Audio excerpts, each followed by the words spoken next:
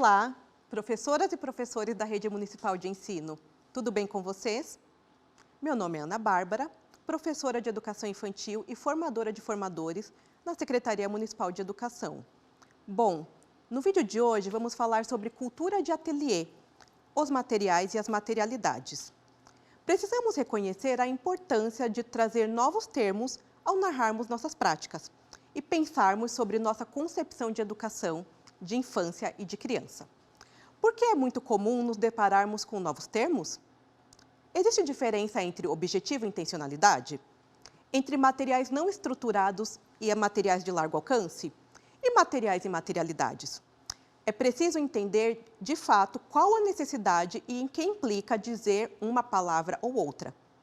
Não podemos apenas substituir como se fosse uma simples atualização do termo. É preciso refletir que as palavras não significam a mesma coisa. Ou não haveria necessidade de trazermos novos termos para designar o que são. As mudanças implicam em um processo de ruptura, que não é por acaso. Não ocorre porque cansamos de falar de uma forma e alguém deu luz a uma nova palavra. É importante ter dimensão do que significa tal termo e como conhecê-lo e adotá-lo reverbera de diferentes formas em práticas cotidianas.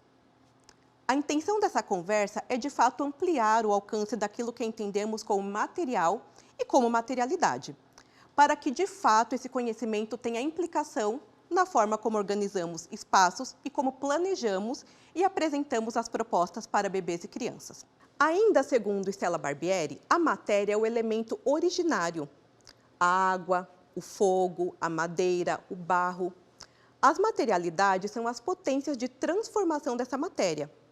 As folhas com suas estruturas e a qualidade de suas fibras, a argila com sua maleabilidade, sua propriedade de mudança de estado, sua constituição mais terrosa ou com mais ou menos sedimentos.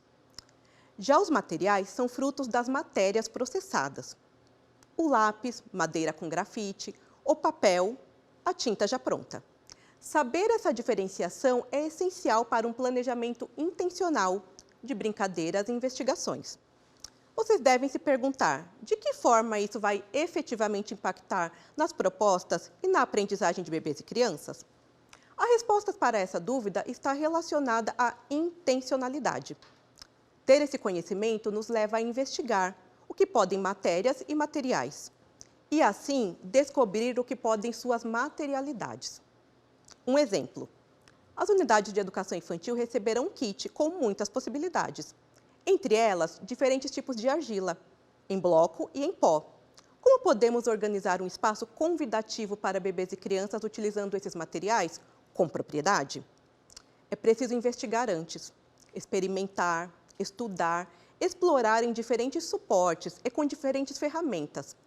Sentir a temperatura, a textura, misturar com mais água ou menos água, observar quais outros materiais a argila combina. Pesquisar artistas que trabalham com cerâmica, conhecer suas poéticas e suas criações.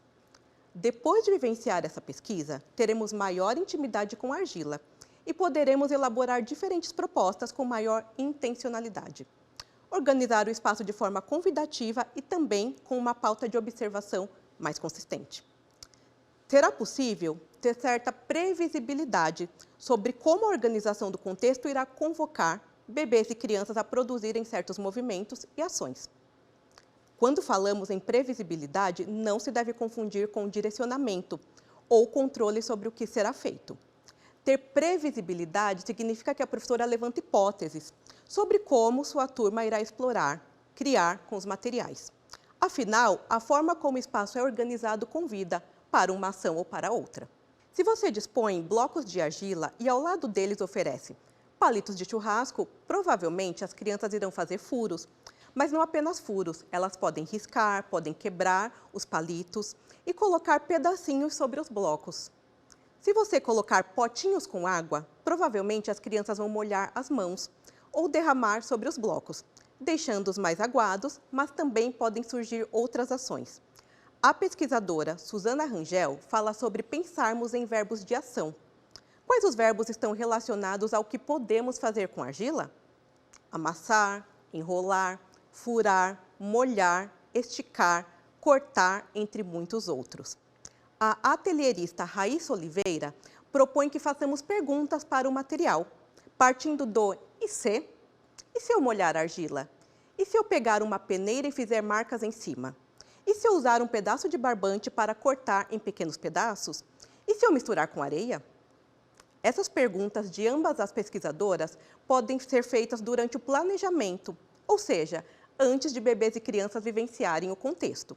E também depois de vivenciar, pois você terá observado como foi a interação do grupo e, a partir disso, novas perguntas podem provocar uma nova proposta com nova organização e possibilidades de exploração.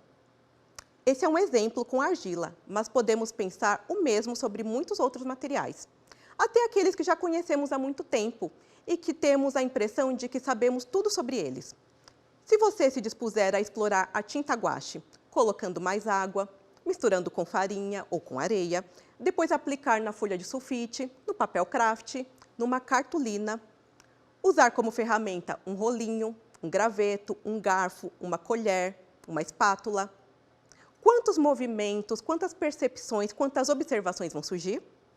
Tudo isso quer dizer que cultura de ateliê tem muito mais a ver com a forma como entendemos o que é experimentar e criar, do que com uma sala que damos esse nome. O estado de ateliê é esse estado de atenção, de exploração, de curiosidade, de investigação e de descobertas. Visite ateliês ou assista a vídeos de diferentes artistas. Vejam como é e o que eles fazem por lá. Uma sugestão: acesse a revista Infâncias e Territórios número 1 e leia a entrevista que foi feita com o artista inventor Guto Lacaz em seu ateliê. Veja como a possibilidade de criação e experimentação com materiais inusitados que poderíamos nunca associar a um ateliê. Vou ficando por aqui. Espero que essa conversa instigue vocês a elaborarem muitas pesquisas com sua turma. Até a próxima!